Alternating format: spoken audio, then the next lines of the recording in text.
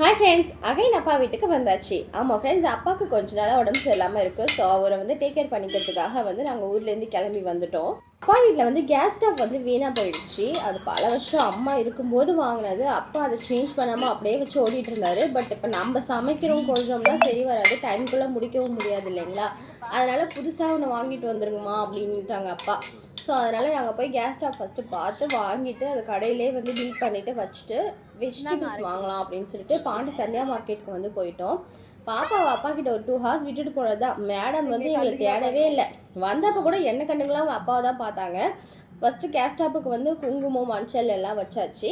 அதுக்கப்புறம் முதல் ஸ்வீட் எதுனா செய்யணுன்றதுனால ஸ்வீட் செய்கிற அளவுக்கு டைம் இல்லை எனக்கு. அதனால் நான் பால் காய்ச்சி அதை நான் அப்பாவுக்கு போட்டு கொடுத்துட்டேன். ஹஸ்பண்ட் பாப்பா எல்லோரும் சாப்பிட்டாங்க. அதுக்கப்புறம் நாங்கள் வீட்டில் டின்னர் ரெடி பண்ணி சாப்பிட்டோம். ஓகே ஃப்ரெண்ட்ஸ், இனிமேல் வர வீடியோஸ் அப்பா வீட்டில் இருந்து தான் வரும். ஓகேவா? பாய்.